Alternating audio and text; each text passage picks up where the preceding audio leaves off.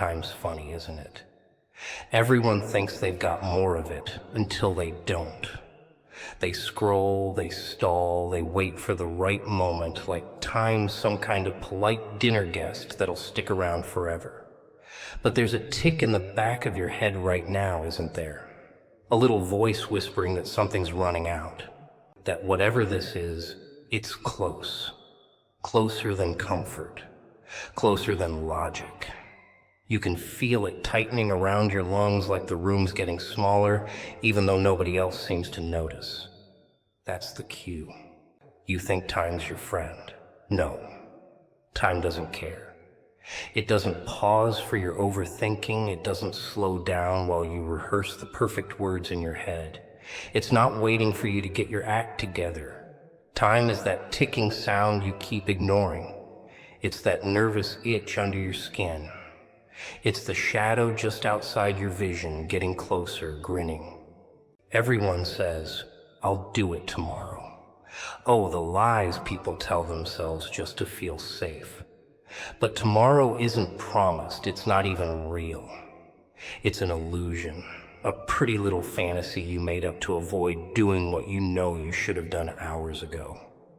People want signs, they want proof, they want fireworks from the sky before they make a move. But the truth? The sign is the pressure. The sign is the pit in your stomach, the way your pulse quickens when you know you're supposed to say something, do something, pray something, but you hesitate. Because somewhere deep down you still think you have more time, that you can wait until you feel ready. Ready? There is no ready. There's just now. And if you're still breathing, if your chest is still rising and falling, then you've been given a sliver of a window to say something that might just shift everything. And here's the cruel part. The world doesn't care how close you are. You could be one word away from breakthrough, one whisper away from clarity, and still talk yourself out of it. Still scroll past it. Still convince yourself it wasn't the right moment, because you're addicted to comfort, to delay, to pretending urgency is just anxiety and not a summons, a divine interruption, a fire alarm in your soul. You think you're anxious? No, you're being called, and you're ignoring it because it doesn't sound like what you expected. It never does. It doesn't come wrapped in peace and pretty bows.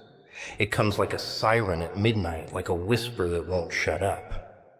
But the clock doesn't care if you're scared. The moment is here, whether you're ready or not. And let me tell you something about moments like this. They expire. They don't hang around waiting for you to grow a spine. They come fast, and they leave just as quick. You don't get to reschedule a calling. You don't get to snooze spiritual urgency like it's an alarm clock. You either respond or you don't. You either speak or you stay silent and hope the regret doesn't eat you alive later. Everyone wants change. No one wants interruption. But that's how it starts. It barges in. It throws your schedule out the window. And it tells you, say it now, pray it now, move now. Not because it's polite, but because it knows what's coming. Knows what's behind you, knows what's ahead of you, knows this sliver of time as the crack in the universe made just for you. And if you miss it, well, time doesn't come back with apologies. It doesn't send a second invitation with a gold ribbon.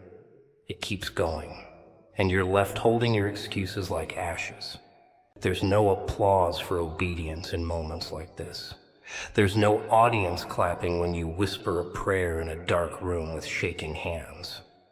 But the shift happens anyway. The power moves anyway. You want dramatic. It won't be. You want obvious. It never is. It's quiet. It's small. It's that single second where you stop waiting for certainty and finally admit, this is it. This is the last 2 minutes, and time's already halfway out the door, humming like it's in on a secret. You either speak or you stall. You either open your mouth Or you stay haunted by the words you never had the guts to say? You ever try to explain a ghost to someone who's never felt one breathe down their neck? Yeah, they laugh, they squint, they look at you like you're the strange one. That's how logic works. It needs proof. Cold, hard evidence. Numbers, charts, and something it can measure and dissect until all the magic leaks out. But this, what's happening to you right now, this isn't meant to be measured. It's not a math problem. It's a presence. And presence doesn't care if it fits inside your little theory box. See, something's stirring in you. You can feel it. You know you can. But you keep trying to think your way through it. You want it to make sense before you act. You want the dots connected, the signs aligned, the full picture revealed. But that's not how this game is played. What's moving through you is old. Older than logic. Older than language. It doesn't speak English or math or reason. It speaks in shivers, in weight, in that heavy air right before lightning strikes.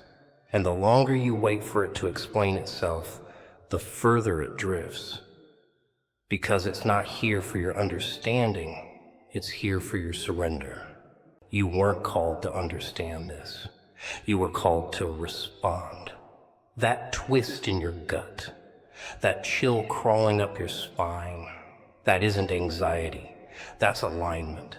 That's divine friction. That's your soul recognizing something your brain hasn't caught up with yet.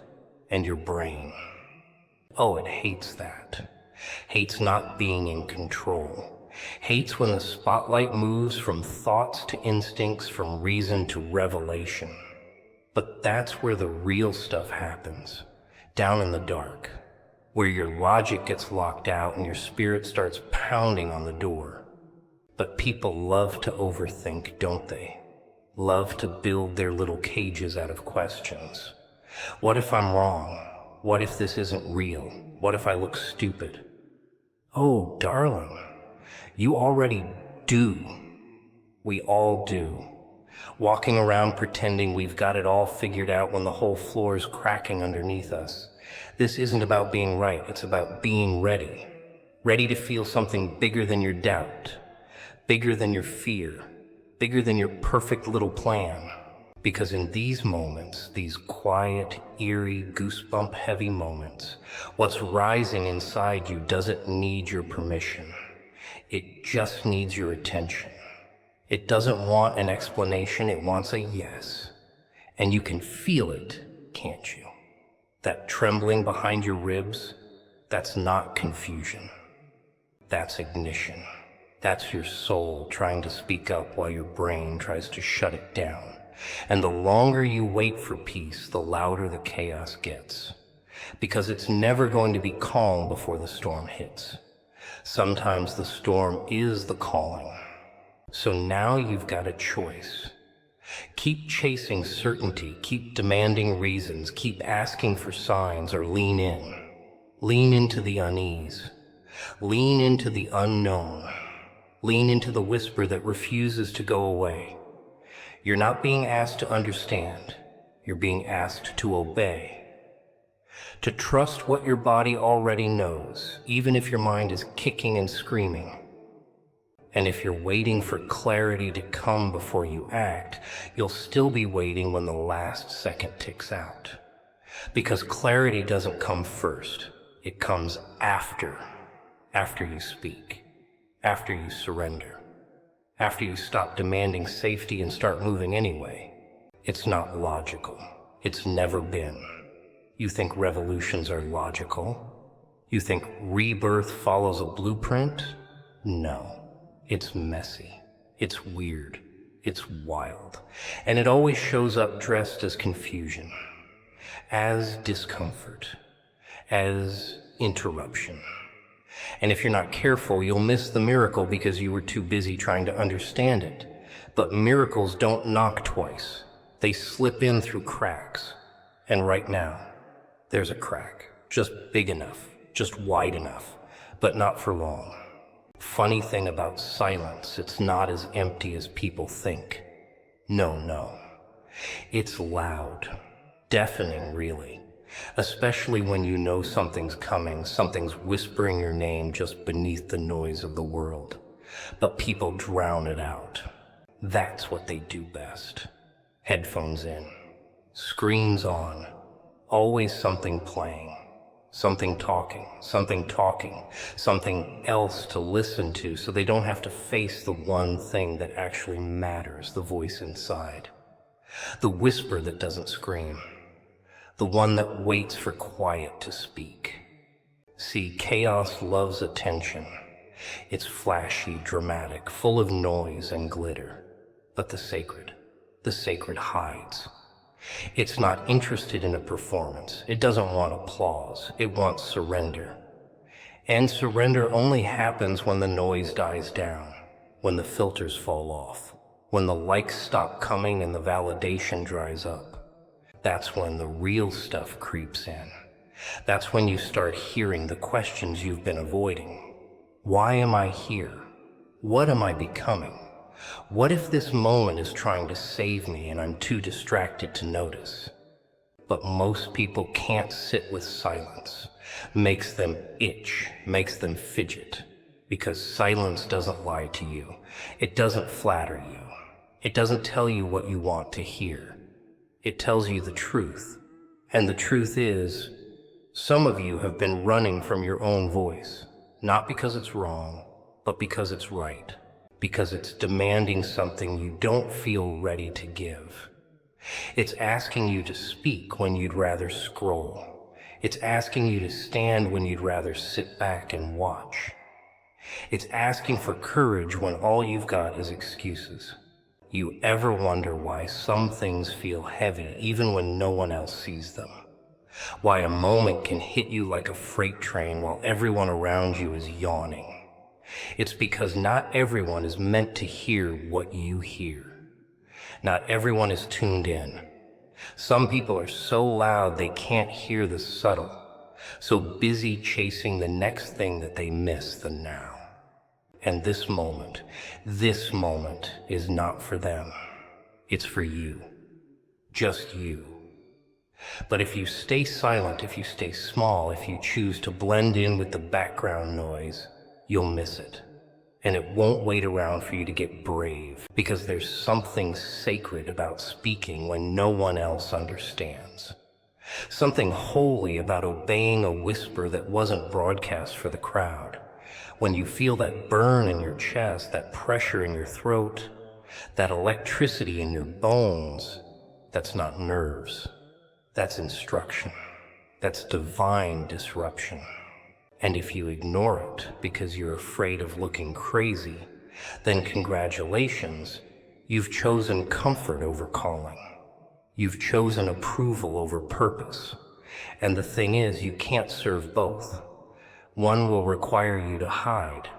The other will require you to burn. And yet here you are, still quiet, still hesitating, still waiting for the world to give you permission to do something that was never meant to be public in the first place. Some of the most powerful moments of your life won't be seen. They won't be shared. They won't be clapped for. They'll happen in shadows, in secret, in stillness. And the voice that leads you there won't shout. It'll whisper, just once. And then it's gone. You want to know what real courage looks like. It's not standing on a stage with a mic. It's whispering yes when no one's watching. It's choosing to pray when there's no music playing, no hands lifted, no lights dimmed. Just you, the silence and the fire trying to break loose from your ribcage. But it won't come out unless you let it. It won't roar unless you invite it. And no one can do that for you. No one can speak the words only your voice was made to carry. It's almost cute, the way people wait for the right mood to do something sacred. Like there's going to be a glittery sign, a soft piano tune, some celestial hand saying, now would be a lovely time. No, That's not how it works. See, the moments that change you forever don't show up in gowns and crowns. They barge in bloody, bruised, desperate. They don't knock, they kick the door off the hinges. And in that mess, in that pressure, in that chaos, that's where the invitation is hiding. The prayer. Oh, the prayer isn't supposed to be elegant. It's not supposed to be clean, rehearsed, poetic. It's supposed to bleed. It's supposed to come out shaking through teeth gritted and lungs begging for air. This isn't some fancy script, it's survival. You're not here to impress. But people want to wait until they're calm, until they're in control, until everything's neat and polite, as if God is more interested in performance than pain, as if the divine is sitting somewhere waiting for you to be worthy. Worthy? Oh, honey, that's the joke. You think this is about worth? This is about need. You don't pray because you're worthy. You pray because you're drowning. And when someone's drowning, they don't ask for help with grammar. They scream. You're here to surrender. The words don't need to be perfect. They need to be honest. And honesty, that's the real danger. Because once you get real, everything fake starts to fall off. The masks melt. The poses crack. And what's left? Just you and the fire that's been trying to get out. The moment doesn't need your manners. It needs your truth. It needs the ugly cry, the broken voice, the fists pounding against the invisible walls around your heart. You think a whisper won't change things just because no one hears it? Wrong. Some of the loudest explosions start in silence. Some of the greatest shifts begin with nothing but a whisper and a desperate heart. But that's the thing, right? You don't think it's enough. You think your voice is too small. You think the chaos is too loud. You think the world has to slow down before you start speaking up. And that's exactly how you stay stuck. Exactly how you keep waiting for the sign while the moment keeps slipping away. There is no perfect mood. There's just now, and now isn't waiting for you to feel brave. It's begging you to get real. And maybe you're not used to it. Maybe you've never done it like this. Maybe every time you tried to pray, it felt hollow, staged, or like someone else's script. Good. That means there's still something inside you that hasn't been stolen. Something raw. Something unpolished. That's what it's after. Not your image. Not your social voice. Not your highlight reel. Just your real, trembling, angry, broken, beautiful voice. Because this isn't about being spiritual. It's about being desperate. Being done. Being hollowed out enough to be filled. And no one gets there with pretty words. They get there when they finally stop performing and start pleading. When the mask drops and the ache takes over. When you realize this thing inside you won't go away by staying silent. It wants out. And the only way it gets out is through your voice. Shaky, soft, scratched up, doesn't matter. The fire doesn't care about tone, it just needs oxygen, it needs space, it needs release. So no, this isn't the prayer you light candles for. It's the one you scream into a pillow. The one you whisper in a bathroom stall. The one you mutter while your heart is splitting and you don't even know if anyone's listening. That's the one that cracks the ceiling. That's the one that makes the ground shift, not because it's perfect, but because it's real. You ever notice how people want change without breaking? They want growth without pain, healing without bleeding, fire without the burn. It's hilarious, like trying to swim without getting wet. They want to feel new without letting the old die. But death is part of the deal. Not the kind you bury with flowers, the kind where you look in the mirror and don't recognize who you used to be, and you don't even want to anymore. That version of you, the quiet one, the agreeable one, the one who swallowed truth just to stay comfortable, that one doesn't make it out of here. People say they want to be filled, but no one talks about the cost of being emptied first. Because before something enters, something has to exit. And most people are too afraid to let go. They think if they drop the mask, they'll disappear. That if they lose control, they'll fall apart. Good. Fall apart. That's the point. That's where it happens. The collapse is the doorway. The breakdown is the invitation. But you've got to stop resisting the unraveling. And the moment, oh, it's here. It's not tomorrow, it's not next week after you get your head right. It's today, right now. You feel it in your skin, don't you? That pull, that heat in your chest that makes you breathe a little heavier, blink a little slower. That's not nerves, that's the edge, that's the ledge. You're standing right on it. And what's waiting for you on the other side isn't a soft landing, it's transformation. Violent, beautiful transformation. But to cross over, you've got to let something enter you. And not just anything, something dangerous. Yeah, dangerous. Not evil, not destructive, dangerous. Because once it's in, things change. It rewires your appetite. It ruins your taste for mediocrity. It turns your stomach when you try to go back to small talk and shallow living. This thing, it demands space. It expands inside you until everything fake gets choked out. You'll lose comfort. You'll lose approval.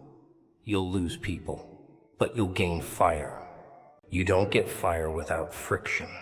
You don't get oil without pressure. You don't get anointing without agony. The thing that's coming, it doesn't ask for permission.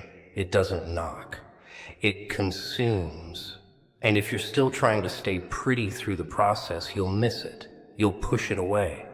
Because real change doesn't care about your appearance. It's not impressed with your profile. It wants your bones, your core, your yes.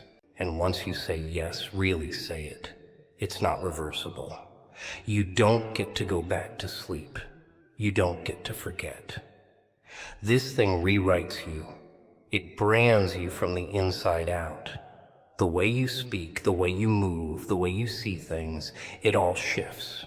You'll walk into rooms you used to shrink in, and now you'll make the air heavy. People will sense it before you even say a word. And some will be drawn to it.